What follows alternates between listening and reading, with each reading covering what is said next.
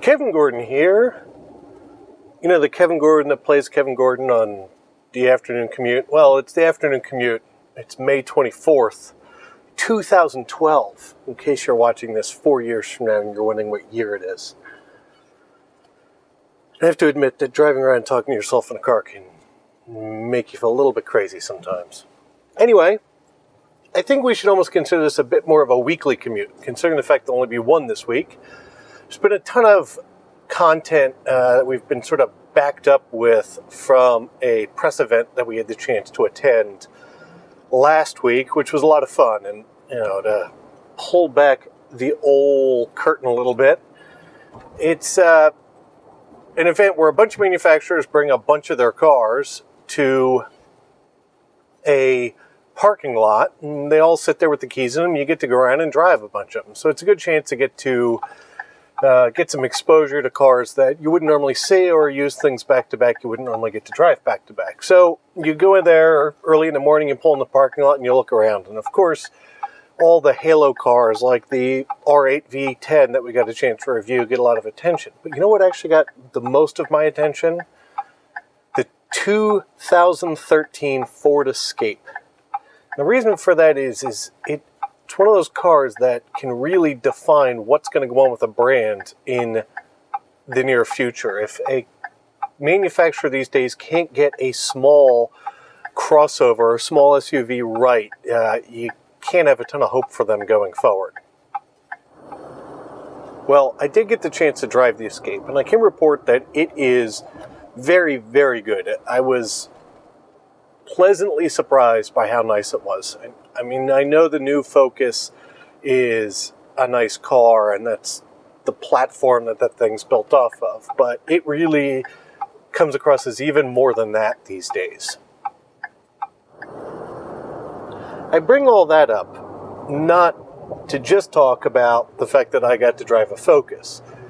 No, I bring it up because there's one thing on the Focus I didn't get to test that I was very interested to test, and that is the hands-free liftgate on the new Escape. What is the hands-free liftgate, you might ask? So you mumble through the words? Well, it's actually a kick-activated sensor that's in the bottom of the rear bumper that if you come up to it carrying a large amount of things, as this very lovely lady showing us on the European version of the Escape. Well, walk up to it, you kick this little panel. If you've got the keyless set up in your pocket, the rear liftgate opens. So if your hands are full, put it in. Then you can actually kick it again and it recloses the gate. That's been known for some time, but yesterday Ford actually had a reasonably funny press release that came out about the fact that they tested it with a pretty wide variety of things to not get false activations, including shopping carts, bouncing balls, sniffing dogs, and so on and so forth. So I thought that was interesting. It's one of those cars that we continue to ask Ford about for when it's getting their press fleet, because we're interested to do a full review on one.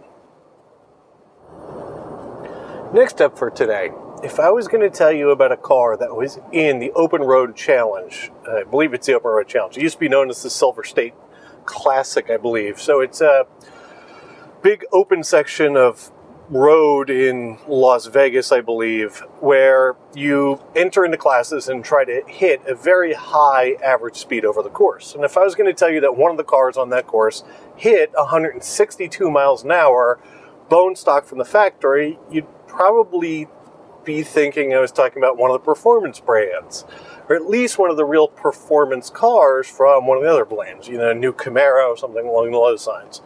Well, what was it? It was the Buick Skylark, the Buick Regal GS, the new 270 horsepower turbocharged Buick that we're getting in the States, even if it is only two-wheel drive. It hit 162 in one of the open road sections of the course, which is very fast. I mean, it's close to being supercar fast from just a few years ago. So it's one of those impressive little tidbits you can share with your friends as you're imbibing at the bar.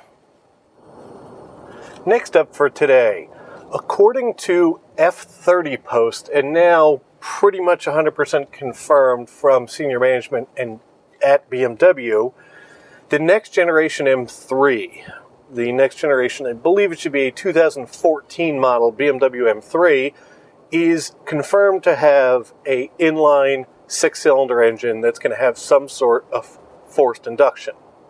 To me, this should come as absolutely no surprise. I mean, BMW is turbocharging their entire world, and going to an inline 6 makes sense for all the heritage of the 3, the current engines they have in stock. Well, for a while, it was rumored that they were going to chop 2 cylinders off of the current V8 that's in the M3 to go to a smaller displacement engine. Well, that seems to be washed away, and that makes a lot of sense to me. I mean, BMW and V6s today are one of those things that seems to go together. The rest of the information about it is really just rumor and speculation. You know, they say it's going to make 450 some horsepower, and it is, as I said, of course, going to be turbocharged. Now, how many turbos it's going to have seems to be up for debate still, and people are even talking about some kind of tri-turbo setup. That they may do that, and I'm sure if they do it, the minds at BMW R&D will make it work very well, but I don't know why it's really necessary. To get 450 horsepower out of 3 or so liters of displacement these days isn't really a ton of hard work. Let's face it, if you take one of the first engine 335s that came out and, of course, fix all the fuel pump issues, an intake, an exhaust, some chip work, you're up at 400 and some horsepower without a ton of work, really. So, we'll see what happens, and it's one of those cars that it's going to be fun to watch progress as it comes closer to being a official production model. Does anybody remember the New York Auto Show? It happened way back in April. Well, since then I've been working hard to remove the foot from my mouth because I had put my money down on the fact that GM was going to have a surprise announcement at the NYC show about the Caprice. Well, I was wrong on most fronts, but one of the things that is going to happen is it's official that GM will be bringing back a 4-door sedan rear-wheel drive platform, and it's going to be called, as we found out from the leak in the OnStar application, the SS Performance. I'm sure it's going to get really shrunken down to the Chevy SS and day-to-day lingo. And the other piece of news that's come out about it is that's the car that they'll be running in NASCAR, I believe next year, if not 2014, but prototypes are already out for it. There's no leaked images about what it's going to look like. There's a fully camouflaged NASCAR body out there, but what that has to do with the production car, who really knows? So good for you, Chevy, finally bringing back the Holden. So if you were a G8 fan, you finally have another car to buy, and it's nice to see rear-wheel drive platform finally making it back into the more common of the cars out there. Finally for today, another trivia question. When an airliner crashes, what's the first thing they look for? And no, unfortunately, it's not survivors because they're next to certain there aren't any. It's the black box. And the black box is really just the commonplace name that's been given to the data recorder that's on board. And it, of course, before and during the crash, records a bunch of parameters about what was happening with the plane. And they've become standard fare in modern planes as a result of the fact that they can provide some insight into what happened before the crash. Well, if Congress and then the Senate has their way, in 2015, every one of your new cars that you buy will have a black box as well, which will record 15 or so parameters, including throttle position, steering position, acceleration, airbag deployment, so on and so on and so on. What's going to get interesting about that is the downstream repercussions of being able to know specifically what was going on before an accident. So if you were half an idiot like I am and potentially, seeing if you can get the rear end loose on your new Mustang while going on an exit ramp and you smear it into the barrier, Well, if you did it completely intentionally, is the insurance company going to have access to that data at some point, and will they be able to use it against you? So that's, of course, way down the road, but as they get to the point they can monitor more and more information about you and what you're doing while you're driving, it becomes a reasonably valid concern.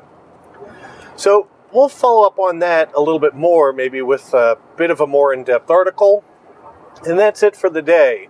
I hope you guys have a very nice Memorial Day weekend. We'll be off tomorrow on our way down to the wonderful New Jersey beach. And I will talk to you guys next week. I'm Kevin Gordon, as usual, from Autosavant.com. Talk to you guys later.